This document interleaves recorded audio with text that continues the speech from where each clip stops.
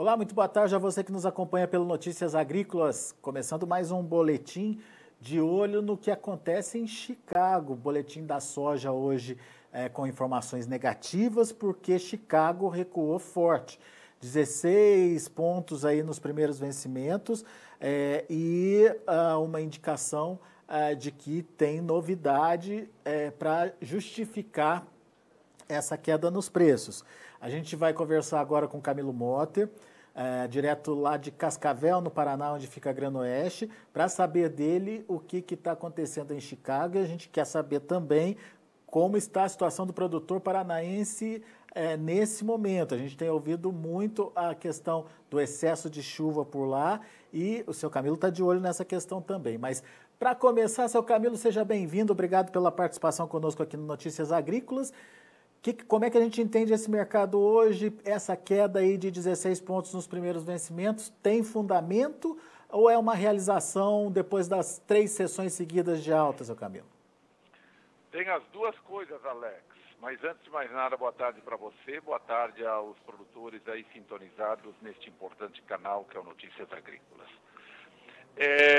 É um momento de realização de lucro ou de realização depois de ganhos, embora a semana passada também tivemos aí perdas, e esta semana foi uma semana que recompôs um pouco o preço, equilibrando este momento que nós vivemos de oferta e demanda, que acabam gerando um quadro de muito aperto nos estoques finais, né?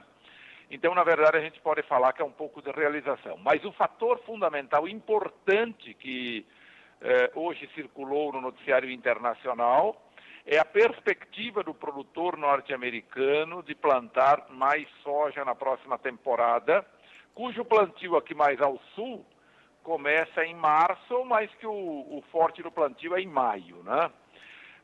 Portanto, as primeiras especulações sobre a área começam a surgir, e o governo americano, através do Departamento de Agricultura, deve divulgar a primeira estimativa no Fórum do USDA, ali pelo dia 20 de fevereiro, né? Se a gente voltar um pouquinho no tempo, nós vamos ver que o recorde de área aconteceu lá na safra de 2018, com 36,5 milhões de hectares. No ano seguinte, a safra 19-20, foi uma das piores dos últimos 7 ou 8 anos em termos de área plantada, provocada principalmente pelo excesso de chuvas e preços muito acomodados naquela época, né? E ficou em torno de 30,5 a 31 milhões de hectares.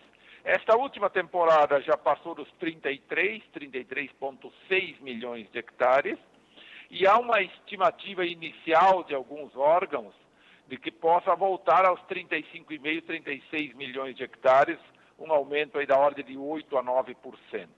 Então, os preços neste momento, apesar da alta também em outros mercados, especialmente no milho, que é o grande concorrente por área da safra de verão, não é? Mas neste momento os preços estariam favorecendo muito mais a relação, essa relação de preços estaria muito mais favorável ao plantio de soja. Então essa informação circulou fartamente hoje pelos mercados e acabou dando munição aí para fundos e investidores venderem posições que haviam comprado nesses dias, né? Seu Camilo, mas uma expansão desse patamar de 8 a 10% em área, como o senhor bem colocou aí, poderia promover uma produção suficiente para equacionar esse desequilíbrio que a gente está vendo entre oferta e demanda nesse momento? Veja bem, a gente costuma analisar, e o mercado às vezes adota uma análise como de fator único, né? Tem até um termo em latim que se diz ceteris paribus. Ceteris paribus significa uma análise de mercado de uma variável só. Qual é a variável que estamos analisando? Aumento de área. Aumento de área em condições médias e históricas de produção te leva a um aumento de produção. E se é um aumento substantivo da ordem de 8 a 10%, 8 a 9% de área, isso implicaria numa reposição bem substantiva da produção. Mas isso é uma análise em condições isoladas, né? Então eu estou analisando o que isso pode me trazer de oferta, e a primeira imagem que me vem é um aumento, digamos, da ordem de 8 a 10%. Se o clima correr tudo dentro da normalidade, nós teremos uma produção americana voltando a 125, 130 milhões de toneladas e até, de repente, produzindo um novo recorde na próxima temporada. Bom, este é um primeiro impacto que se tem. Sim. Agora, se a produção brasileira começar... Vamos fazer agora o jogo que o mercado vai fazendo no seu dia a dia, ou aquilo que se diz um dia após o outro. Esta é uma informação que pesou hoje.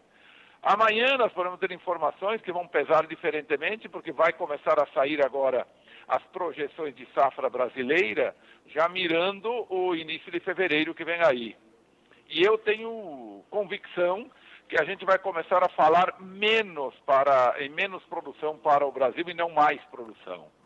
Claro que isso começa a ofuscar um aumento de área nos Estados Unidos, e o dia a dia vai nos mostrar que um aumento de área lá pode não ser o suficiente para aplacar os preços. Ao contrário, nós podemos ter ganho de preços no decorrer. Mas vamos analisar o que se passa hoje, que é esse impacto de uma análise um pouco mais isolada, olhando que os fundos estão bastante comprados, então aproveita o momento para vender. Eu diria, em princípio, é um impacto pontual em função desta informação, que pode se diluir no decorrer, né? Muito bem. Ou seja, tem muita água ainda para rolar, mas, enfim, o mercado ele tem essa capacidade de antecipar as informações, né, seu Camilo? Perfeito. A antecipar o que pode acontecer lá na frente. De qualquer forma, olhando para o que a gente tem hoje, criando essa expectativa de uma produção boa nos Estados Unidos, o que o senhor entende como preço razoável aí para a soja? Bom, veja bem, eu acho que o mercado adquiriu um patamar aí de 13, 13,5 que ele está girando.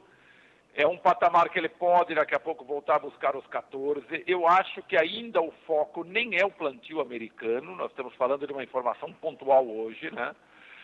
O foco é a evolução da safra sul-americana, especialmente a brasileira, e vamos ver agora esse início de fevereiro, como as avaliações de safra, o que vão nos trazer de informação nova, né? O senhor falou que não acredita numa revisão para cima, pode acontecer inclusive uma revisão para baixo. Por quê, seu Camilo?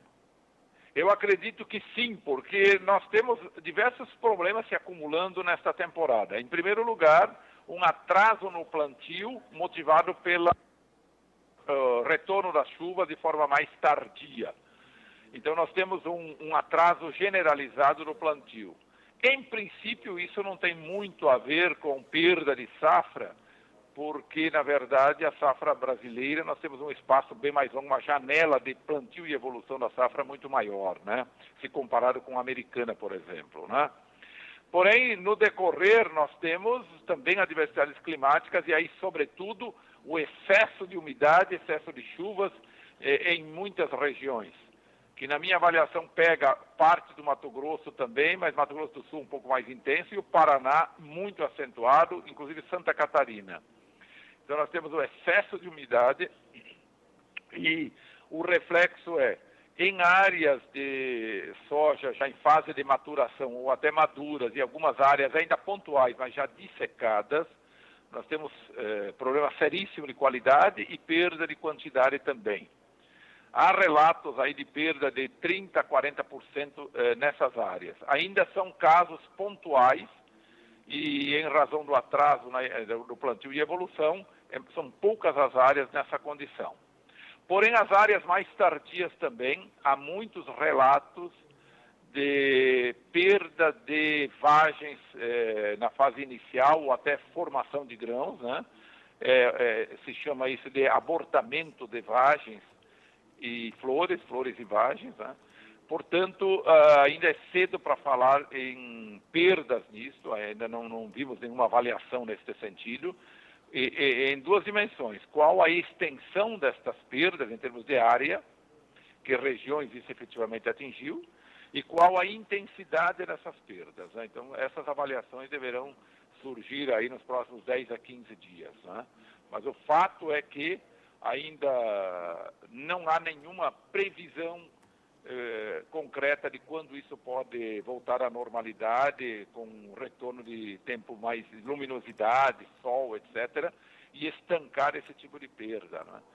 Então, são fatos aí que estão em evolução dentro deste ano bastante complicado em questões climáticas, né, Alex? O senhor falou aí de perdas por enquanto pontuais, mas isso pode interferir na produção final, seu Camilo? Já chega a ter essa preocupação ou ainda é cedo? Eu acho que ainda é cedo para avaliações, mas a gente pode ter um direcionamento.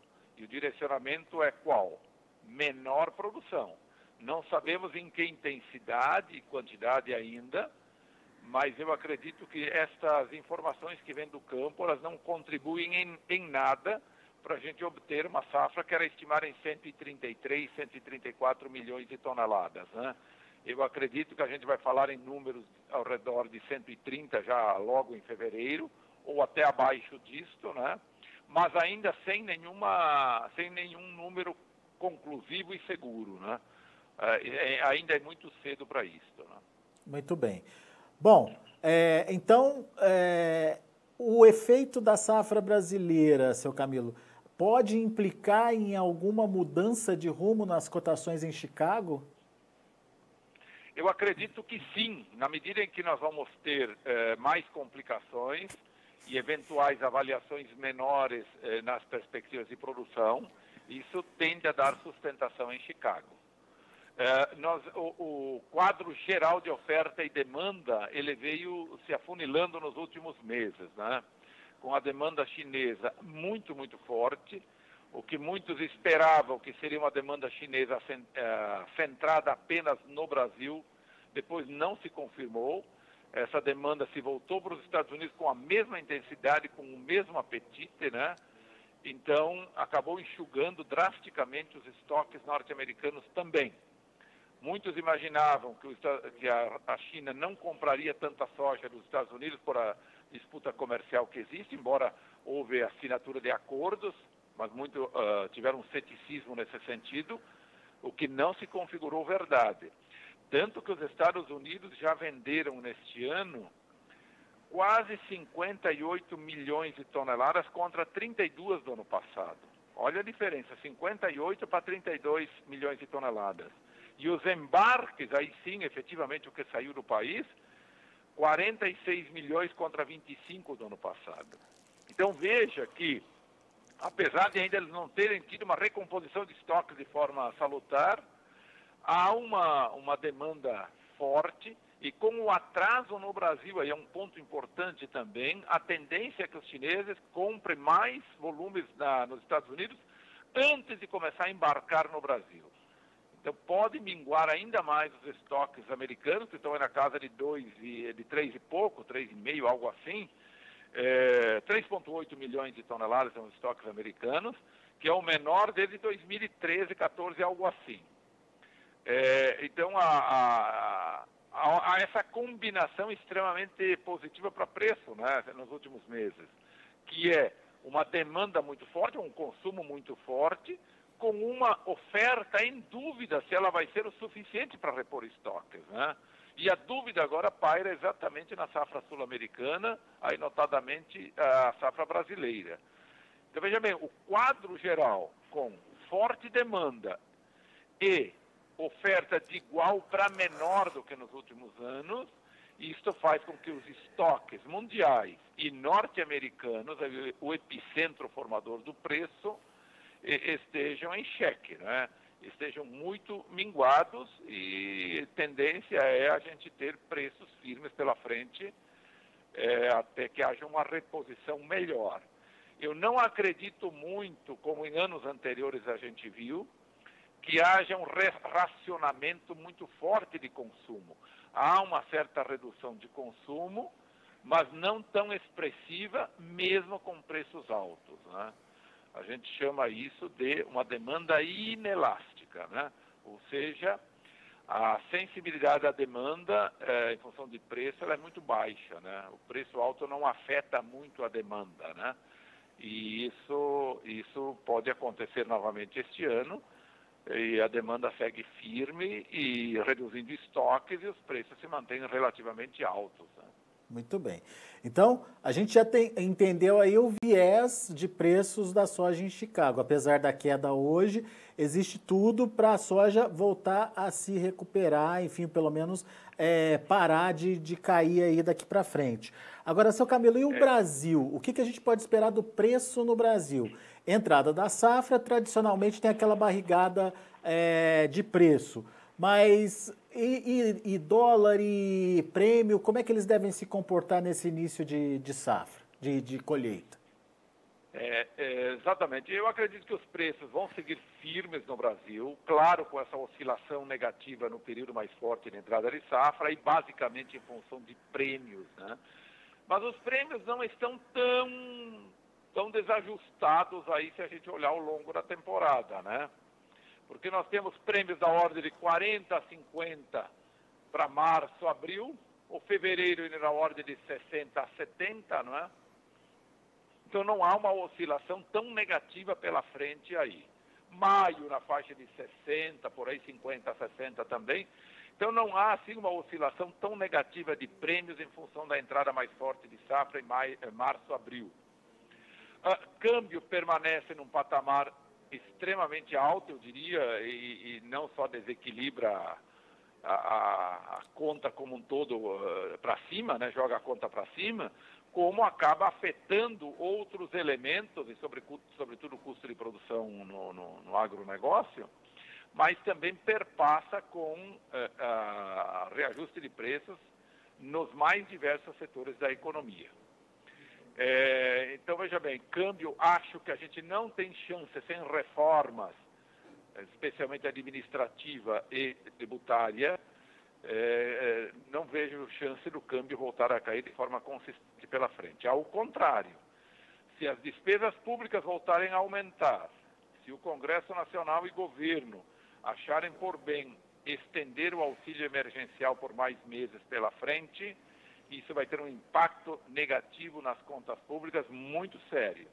E eu temo que o câmbio possa ir antes para 6 do que cair para a casa dos 5 rasos ou cair abaixo dos 5. As contas públicas vão dizer muito sobre a evolução do câmbio pela frente. E o terceiro elemento, os preços em Chicago devem se manter firmes. Eu acho muito difícil eles caírem nesta situação abaixo de 13. Acho muito difícil. Mais fácil eles buscarem os 14 novamente. Mas, claro, mercado oscila e a gente pode vê-lo oscilar muito aí pela frente.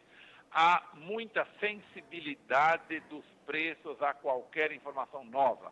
Veja que essa informação hoje de aumento diário dos Estados Unidos reduziu Chicago e acabou de fechar 21, 22 pontos negativos.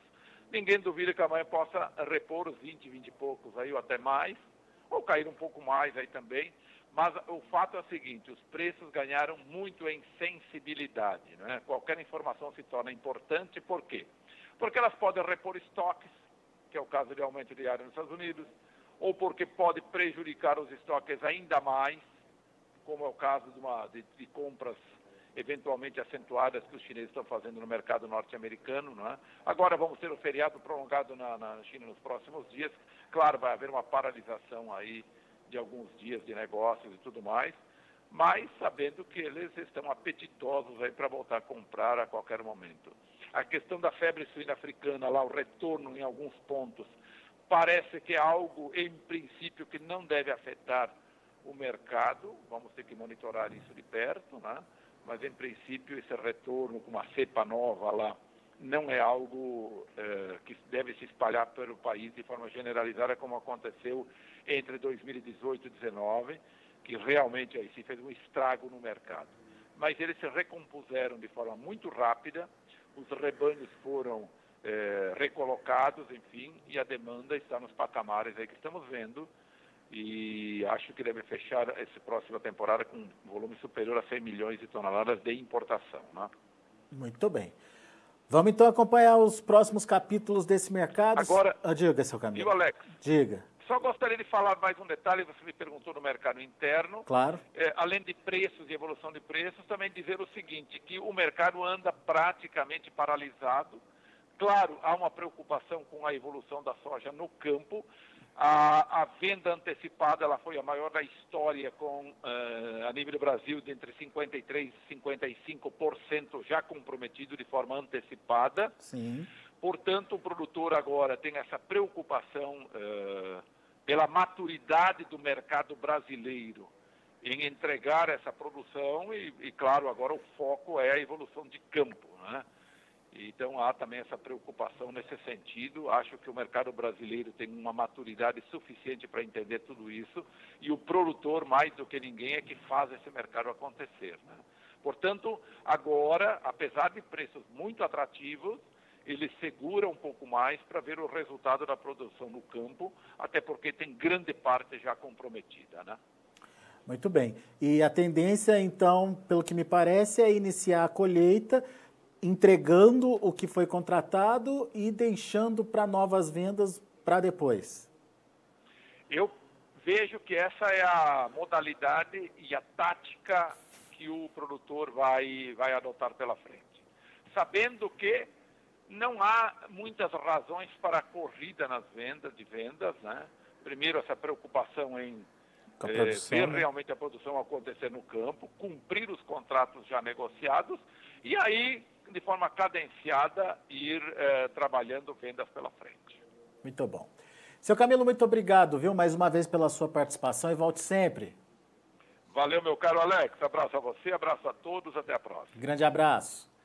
Tá aí, Camilo Motter, direto lá da Granoeste, direto de Cascavel, no Paraná, analisando o mercado da soja aqui pra gente. Mercado que hoje teve uma queda expressiva lá em Chicago, devolvendo, portanto, parte dos ganhos desse início de semana, dessas últimas 3 sessões. Vamos aos preços, vamos ver como fecharam as negociações lá na Bolsa de Chicago. De olho na tela, então, você acompanha comigo o março, fechando a $13,51 por bushel, 23 pontos de queda. Maio, $13,50 por bushel, 23 pontos mais 25 de queda. Agosto, $12,82 por bushel, 22 pontos mais 25 de baixa. E o setembro, $11,83 por bushel, 21 pontos e meio de queda. Vamos aos números do milho. Milho também no vermelho, com quedas menores. Março fechou a $5,33, perdendo meio ponto. Maio, $5,35, queda de 0,25. Julho, $5,26 por bushel, uma queda aí de 1 ponto mais 75. E o setembro, $4,64 por bushel, queda de 4 pontos e meio. E para finalizar, o trigo para março, $6,47 por bushel, 11 pontos de baixa. Maio, 6,47, 10,75 de queda. Julho, 6,31, queda de 8 pontos mais 75. E o setembro, $6,30 por bushel, queda de 8 pontos e meio. São os números de hoje de fechamento do mercado, números sujeitos a algumas correçõezinhas finais, mas a tendência é essa tendência negativa para os preços ao longo da sessão de hoje. A gente vai ficando por aqui, agradeço muito a sua atenção, a audiência, te convido para manter-se conectados aqui conosco no Notícias Agrícolas, afinal de contas, tem mais cotações, mais informações sendo preparadas para você, para que você continue sendo o produtor mais bem informado do Brasil.